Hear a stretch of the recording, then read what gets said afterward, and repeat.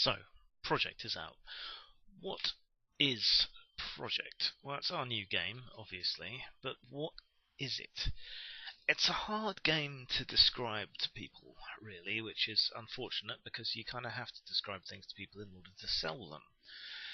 The idea behind the game is that a kind of psychic catastrophe overtakes the planet, wipes out a bunch of people, messes up the world horribly, and causes a bunch of cracks between our world and other worlds, ones that coincide with ours or ones that sit right next to us. It's parallel dimensions and so forth. And things start to creep in and leak through, and not all of them are exactly nice. And that's where Project comes in. Project is a sort of semi-private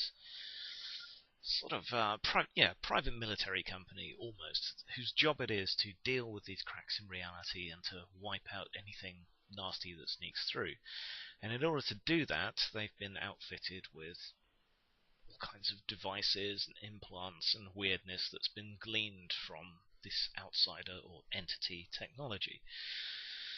So, equipped with this stuff that people barely understand, you and your team of operatives go up against these things as they leak through. I mean, obviously you can't use nuclear weapons or standard military force to deal with things that are popping into existence or breaking through around civilians. So it comes down to these teams of dedicated people to go in and deal with the problem in a relatively clean way, though knowing players it will rarely be anything remotely clean. So that's kind of the basis of it, and how it kind of plays is almost like, well, you can play it a bunch of different ways. In some ways it's like a low-level superhero game, in other ways it's investigative, in other ways it's a sort of conspiracy sort of game, in other ways it's a kind of existential horror game. What are the implications of these technologies? What kind of things are there lurking behind the barriers between the realities waiting to come through? So in some ways you could play it like an almost Cthulhu-esque game, but your characters are going to be far more competent, far more effective, but they're also fitted out with this stuff from other worlds that, like I say, nobody understands, and there's all kinds of weird corporate machinations and things going on in the background. Now, the game concept is about 20 years old and was come up with by Mark Whittington, and originally he sent out some sort of playtest information and some discussions about it on, I believe, the SLA Industries mailing list from back in the day.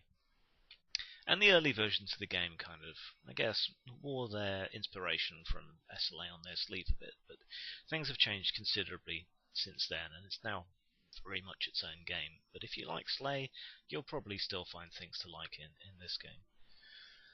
So it kind of sat around for about, I guess, 15 to 20 years. I'd played a couple of playtest games of it. I always had it lying around and would take it out and reread it. And just something about the ideas and the concept really stuck with me. So I went to Wit and I suggested that maybe we resurrect it, do it as a full proper game and get it out there. And so we sort of revised what was written, went over it together, went back and forth. I figured out some rules for it using the OpenD6 system, modifying from there, and so we've ended up with a nice final game with brilliant artwork by Toby Gregory, who's done some stock art for Postmortem Studios and worked on a couple of other projects in the past. So if you want to use some of his art, you can get that from us too. Now, the way Project plays is that it's kind of a team-oriented game and it's a mission-oriented game, so it works really well for kind of pick-up games, convention games, but if you want a more long-term campaign out of it, then it becomes something a bit different, perhaps something a bit more like Fringe, perhaps, where while you're dealing with missions and Monster of the Week or Conspiracy of the Week from session to session, you also have your overarching plot lines, the individual plot lines for the characters, the way they interact, the developing relationships and the NPCs and so on. So if you want to get more depth out of it, you've definitely got that option there. It's relatively low prep. D6 is a fairly simple system. You can probably wing statistics for most things that you feel that you want to.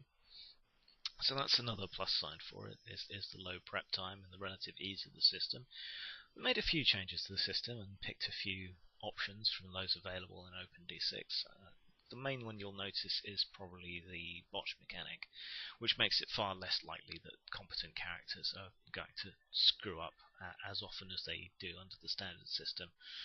So yeah, if you're competent, you're actually going to be competent, which is a nice thing to have.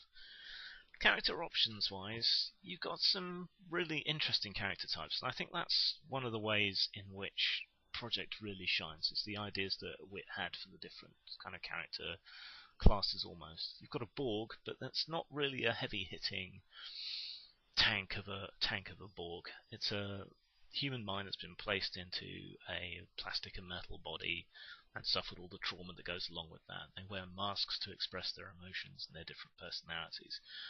But the kind of Borg it is more like a stealth bomber or a stealth fighter rather than a tank. It's all about high tech, it's all about stealth. So if you like playing a sniper or an assassin, that's the kind of character type you want to go for. If you want to play more of a face character, a more socially interactive character, or one that can help the others glean information, investigate, then the empath is a good option. They're basically human, they've got implants in their brains that give them limited access to telepathic and empathic powers, and they make for a good intermediary between the weirder people in the team and the rest of society. The golem is someone who has been force grown into this gigantic behemoth of a thing, kind of childlike Hulk almost. To cope with the changes that have happened to them, and their regression to a childlike state, they're each given a kind of a binky, a blanket, a toy, something that they fixate upon and that can be used to calm them down and keep them happy.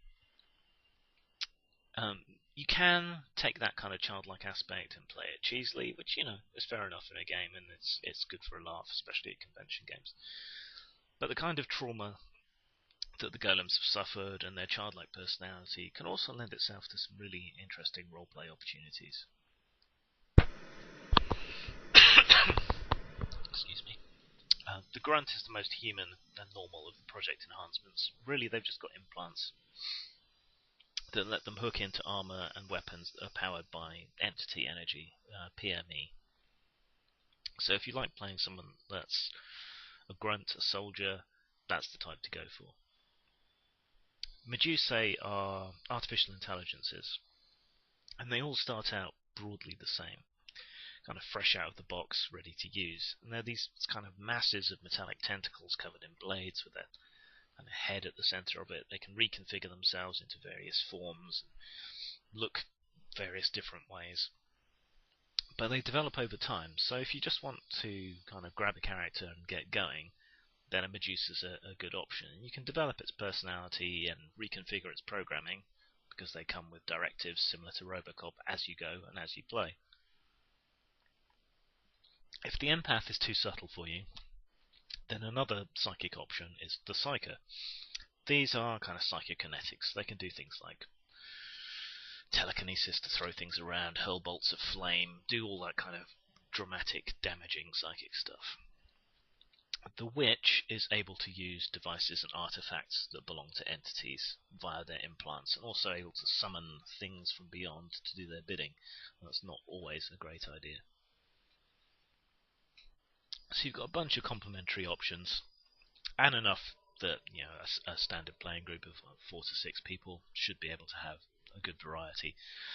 Though each class is competent in its own way, so even if everyone played the same thing, you could still get a good game going out of it. When it came to design and writing for the book, I really wanted to emphasize the kind of corporate culture, the sort of public relations issues that the project has. So when it came to the art, we've gone for fairly diverse depictions of men and women. I particularly love the female golem and the female empath. We've depicted various races and so on. This is all part of Project's corporate image. This kind of United Colours of Benetton, sort of stock art, business place sort of look and feel to the whole thing. And the introductory section of the book is written as a kind of employee manual, describing not just the different character types and some of the world background, but also project's corporate policies on things like public relations, internal relations, personal relationships with co-workers, uniform and dress, all those sorts of things. How to address gender neutral cyborgs and robots, all that sort of thing. So I think you really get a feel for the game in the background. Is kind of absorbed as you read through that section. Anyway, I hope you enjoy it. If you do buy it, please leave a comment or a review. If anyone out there wants copies for review and runs a blog or a website that does so for traditional games, then please get in touch and I'll hook you up. Take care.